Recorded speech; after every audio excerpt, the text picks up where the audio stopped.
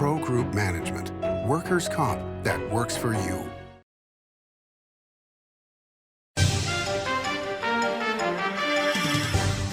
Welcome to Nevada Newsmakers. On the broadcast today, Elisa Cafferata joins us.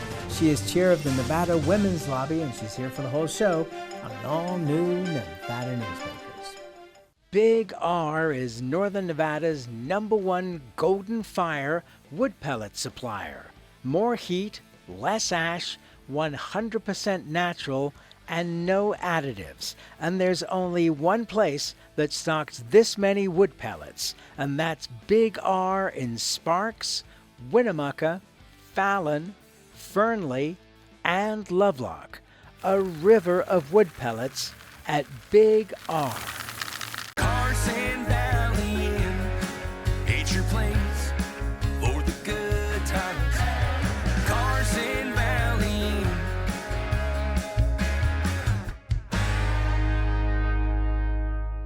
For 50 years, Nevada Heating has been keeping people comfortable in their homes. At Nevada Heating, call the Do It Right guys and get the heat back on today. Call us today and we'll fix it today. That's the Nevada Heating way. Why freeze for days on end when Nevada Heating can get your furnace fixed today? Call us today and we'll fix it today at 323-5585 or schedule us on our website at nevadaheating.com. Save money and take transit. Did you know you can ride the bus all day for less than what it would cost you for a gallon of gas? Plan your trip now by going to rtcwashoe.com. Story County is leading Nevada. Home of the Tahoe Reno Industrial Center, Google, Tesla, Panasonic, and other world-leading companies. Story County provides thousands of tech, advanced manufacturing, and logistics careers for Nevadans. We're diversifying and driving Nevada's economy and generating millions in tax revenue and billions in economic activity across northern Nevada. Story County is leading Nevada's future. This is Nevada Newsmakers with host Sam Shad, a no-holds-barred political forum. Now, from the Nevada Newsmakers broadcast headquarters, here is Sam Shad. And back on Nevada Newsmakers, it's a pleasure to welcome back to the program Elisa Cafferata. She is chair of the Nevada Women's Lobby. You look a lot less stressed than you were when you were working for Dieter. Yes. In probably the worst possible time that ever happened for them. Yeah. Let me ask you about what the state and the federal government really need to do in terms of getting up to speed with technology, because their systems in so many cases are so far behind. Yeah, what needs to happen, and it's great to be here, what needs to happen is state agencies really need to make the behind-the-scenes investment. So we have these modernizations like Dieter just rolled out the employer portion of the unemployment program. But for all of those modernizations to work, you have to replace a lot of the behind-the-scenes infrastructure. So when we talk about government agencies still on COBOL, that's because they're still on a mainframe. They still have these databases that are operating with 10 and 20 plus year old programming. So which is 1,000 years in computer time. In computer time, exactly. So a lot of state agencies like Dieter, Welfare, DMV are getting off the mainframes, they're going into the cloud, they're cleaning up their databases and making that information available for modern applications. And then you'll be able to see sort of more exponential technology upgrades. So that's what has to happen. It's expensive, time-consuming, very complicated work, but I think a lot of the state agencies are investing in it. And the investments from COVID, the ARPA dollars, the infrastructure bill dollars, are helping state agencies do that work. Are there enough vendors to cover the need? There are, half a dozen major vendors around the country that are doing this. I think the big challenge now, if you've watched IFC, is to spend the ARPA dollars by the deadline. So that the vendors were definitely stretched then trying to meet that sort of influx of investment. But there is the money, there are the vendors, it's just timing and getting it all done. What's the deadline? Time. I think you have to obligate the ARPA dollars by this year, and you have to have them completely spent by December of 2026. That's my recollection. Wow, crazy. All right, let's talk about Nevada Women's Lobby. Yeah. How did you end up being the chair of this long-established organization? They, came to me and asked, after I left Dieter, they asked me if I would be willing to be the chair. And so it took us a while to get all the pieces together, but I was elected in last October or November. So I've been a member for a long time. I totally support the work that they do, and so I was, pleased to take on this position. Okay, so let's start talking so people understand what this is about. What are the three main areas that you look at? So the Nevada Women's Lobby started 30 years ago. Really, there were not a lot of voices at the legislature lobbying on behalf of women, children, families. So that is how we got our start, and we really focus on issues that affect women and families. So we're looking at economic issues like fair pay. We're looking at issues that relate to strengthening families. Childcare is a top issue. We look at equity in all arenas like health and business. So those are some of the main areas. And we also, part of our mission is to help citizen lobbyists learn how to go to the legislature and organize and have their say along with us in the building. How effective are citizen lobbyists? Because they have, now you're offering training, but for the most part, they go in there with high hopes, but how much attention do the legislators really pay to them? I think that they make a really significant difference because they share the first-person stories of the impact of the policies.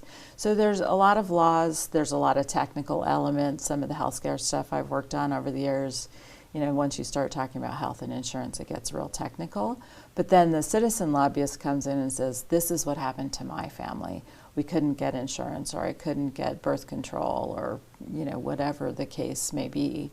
And that helps legislators really understand the impact of what they're doing for Nevada families, and it helps them make, I think, better choices when they really hear how these laws affect people in their daily lives. You talk about fair pay. At this point in time, when we have so many job openings and so few people to fill them, is pay equity still as big an issue as it was, say, 20 years ago?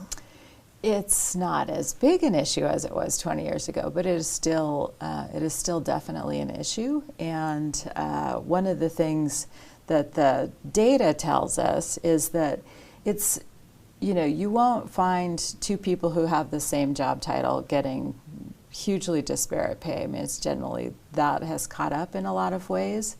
But what you will find is in large organizations, you'll find secretaries and executive assistants, and the secretaries tend to be women, the executive assistants tend to be men. Even though the duties are largely the same, the pay is not the same.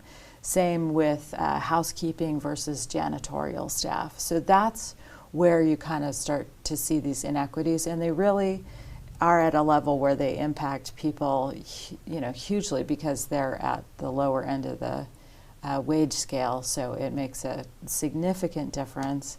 And then you add in, more women, single family or single parent homes are headed by women, and a lifetime of being a little bit behind then makes it harder to retire. It's just, it's still a systemic issue. It would seem that the culinary deal that they struck recently is huge for a lot of the people in the situation you're describing, especially in Southern Nevada. Yes, absolutely. I mean, unions are definitely a force for increased wages, better working conditions, and there is a large union presence in Las Vegas, so that has made a difference in Las Vegas. And it's one of the reasons Nevada's pay gap has always been a little less than most states. but it still is there, and you talk about, the participation in the labor force. Women are still having a hard time. They haven't fully recovered their sort of levels of participation because of the child care issues or other health care issues, caregiving for relatives. The head of MGM, Bill Hornbuckle, in the quarterly report that came out last week, was talking about, profits are not going to be as great because of, the culinary's deal, and therefore increased wage costs. And I think that's something that people don't really understand when they look at the economy. And, I'm bringing in the federal elections now.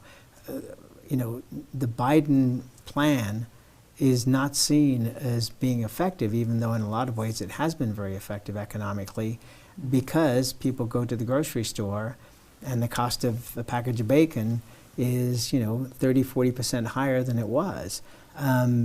It's very difficult for people to understand that if you're going to increase people's wages, then you're going to pay somewhere else, because corporations don't pay. They pass on the costs. I think all of the economic levers are pretty complicated to track down.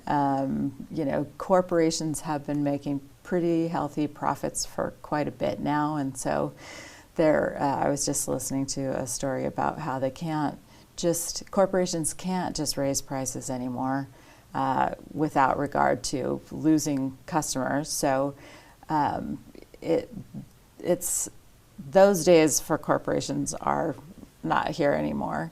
And I think you're right that, individual families, they are not tracking, the stock market or, sort of the macro economic indicators of how successful economic policy is. They're going to the grocery store and seeing what's happened. And it's kind of a mixed bag at the grocery store. Some prices are coming down, but those prices that are higher still really stick out to you. So I'm figuring, honestly, I do the grocery shopping at our house, and I'm paying 30% higher than I was a couple of years ago. And I'm not blaming anybody in particular. I mean, it's just that, between the supply chain issues and then workers getting raises, that is part of how the economy works. Is you raise up the costs, it has to go somewhere. And if corporations don't raise their rates, then they'll either go out of business or they're going to have a lot of very unhappy shareholders. Well, although, Walmart just had a story saying that they're lowering their prices because they finally can, and people were buying less. And so that it's an interesting balance.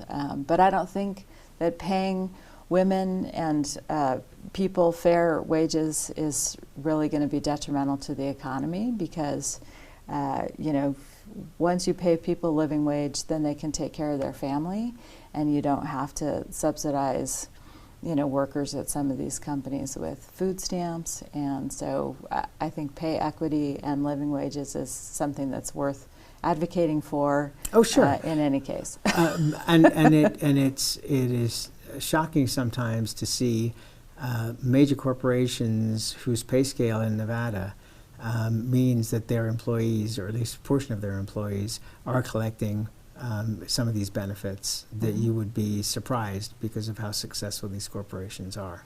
Right. Let's take a break. We'll come back and we'll talk about child care, because that is a big deal. We'll be right back after this timeout. As you know, Reno is booming.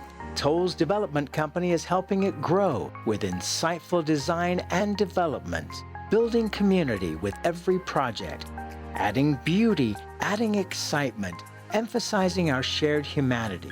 Reno is becoming bigger. Toll's development is helping it become better, more livable, more enjoyable. To learn more, go to tollsdevelopment.com.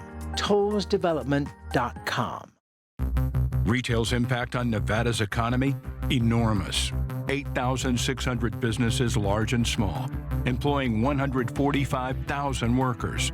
And last fiscal year, retail paid tax on nearly $60 billion in sales. We're the Retail Association of Nevada. We support retail, we help it grow, and we mean business. RANNV.org. Pro Group Management specializes in providing industries with the necessary components to satisfy and exceed workers' comp requirements. Every business has unique needs and specific regulations. Pro Group Management stays ahead of the curve, providing up-to-date services to keep your industry in top form.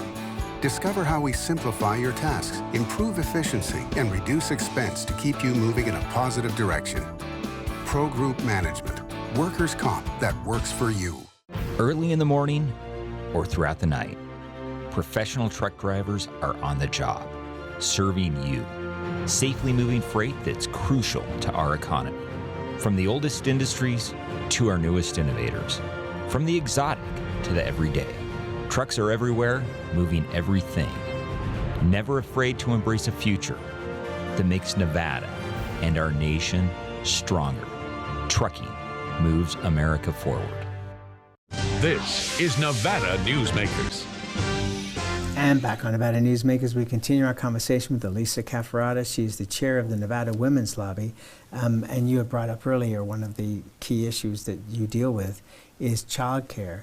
And we've talked about this on this program a lot over the last several years, which is that, especially if you have more than one kid, but even if you only have one kid, that the cost of childcare balanced against how much you can make, the inequity there is insane. And you know, what is your big picture solution to this? Yeah, I mean, to give folks an appreciation of the impact, when my kids got out of childcare, that freed up a car payment a month, and now it's a minimum of a mortgage payment. That's how much the cost has gone up. So most of us can't afford 2 mortgage payments, so it's a really difficult challenge. Part of it is quantity of providers just out there. There's a lot more competition because we've lost a lot of the what are called friend and family, the small, you know, someone's raising their own children, they decide to have 3, 4, 5, 6 other kids. Those have really dropped the number of those kind of daycare situations or childcare situations. Are those even legal? They are legal. Oh, okay. Yeah, there's a process for getting licensed, and of course it also happens without being licensed. But in the licensed realm, we've seen a huge drop in those, and I think part of it is just the cost to operate, and interest in doing that. So that's one issue, and part of it is also just the ratios in the childcare setting. Make it expensive to operate childcare. And if you think about sort of, we wouldn't expect the parents of a first grade classroom to bear the full cost of the building and the maintenance and the instructor, but that's what we do in childcare. We don't subsidize that in any way. We're one of the few industrialized countries that doesn't invest in early childhood education. So that's... But don't we do it through our investment in the school system? Because it seems like, you know, schools are asked to do more and more of these kind of things, and they may be called different programs, but that's essentially what they are. But not down to the youngest levels. Yes, so we have done some more pre-K stuff in Nevada.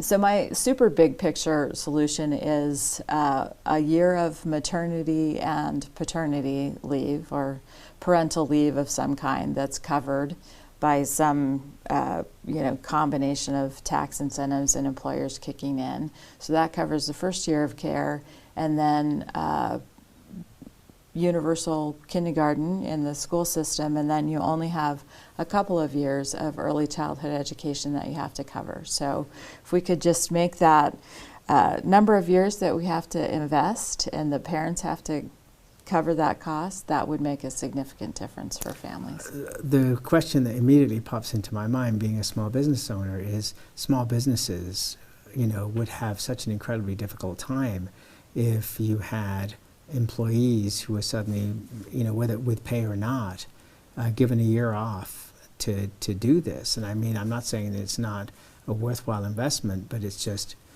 businesses would have a hard time surviving, especially if they had 3 or 4 employees who were giving birth in that time frame.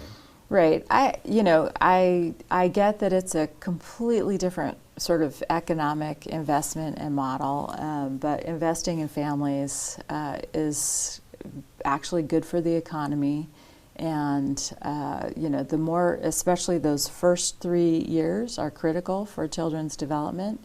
And again, we're the only industrialized country that doesn't invest in our kids this way, and we pay for it in so many ways throughout their lifetime and in our economy. And so if you really want to unleash the economic contributions that women can make, especially when they have young children, you have to provide the support system for them.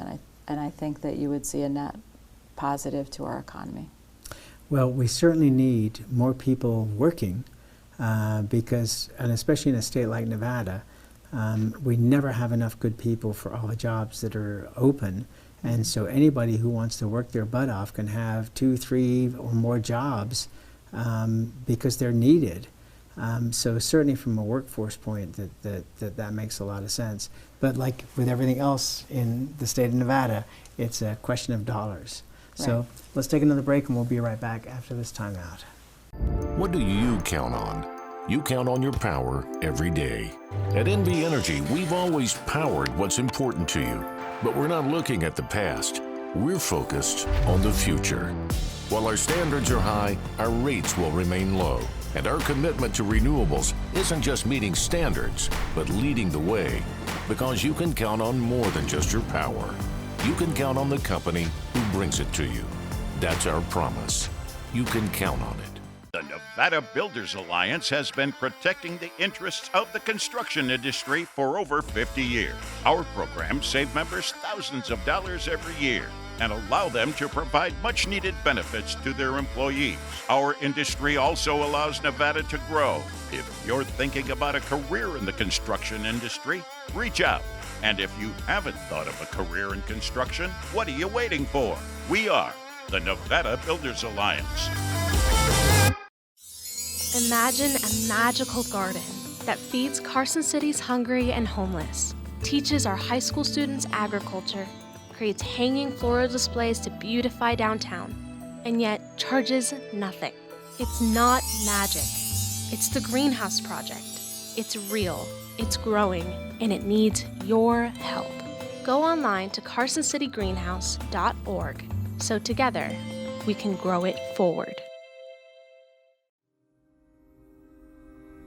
Modern boutique Ahern Hotel and Event Center sits at the heart of the Las Vegas Strip. 2 floors of meeting and event space are ideal for groups and conventions. Stay in one of 200 luxurious rooms and suites. Brand your event throughout the property.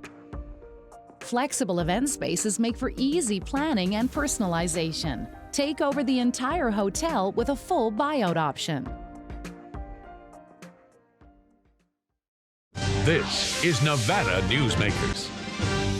And back on Nevada Newsmakers, we continue our conversation with the chair of the Nevada Women's Lobby, Elisa Cafferata.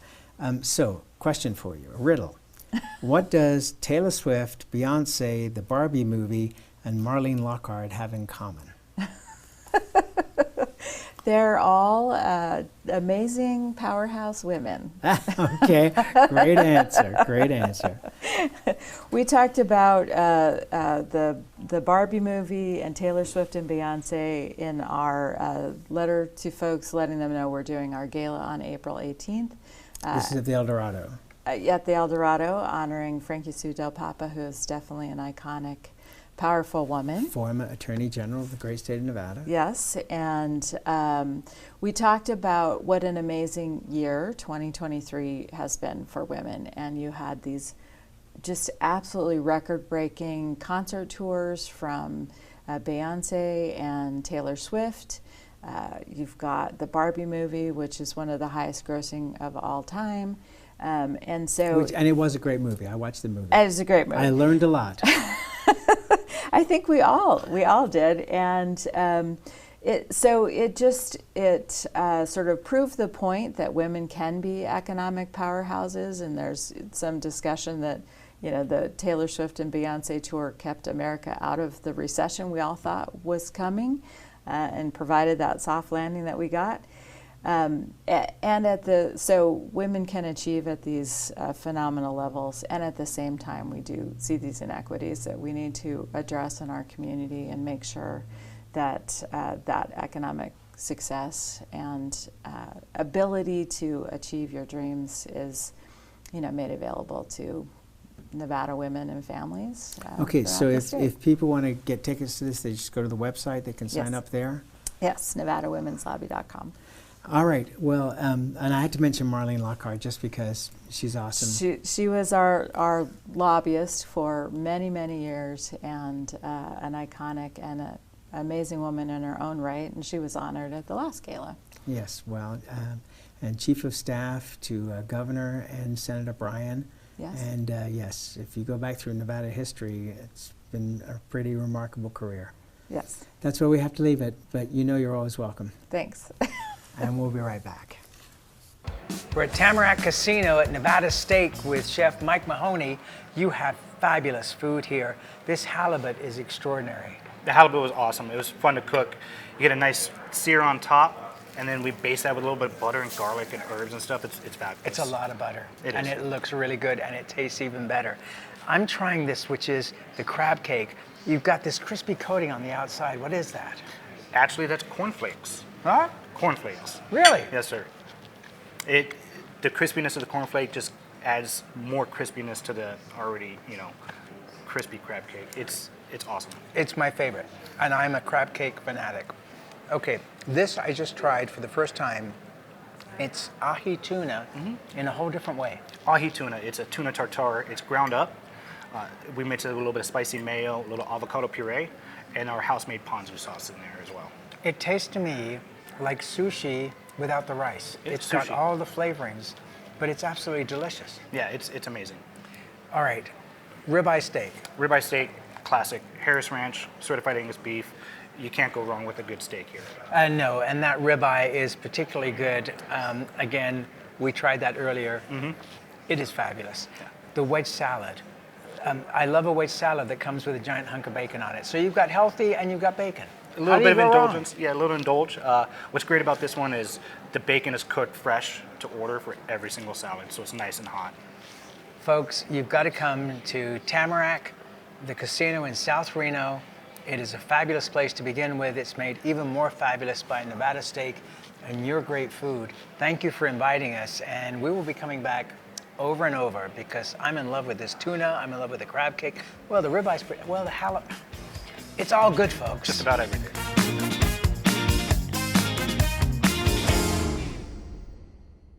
Thanks for watching Nevada Newsmakers. You can catch us online 24 hours a day at NevadaNewsmakers.com, or you can download the podcast wherever you like to get your podcast. We'll see you on the next broadcast.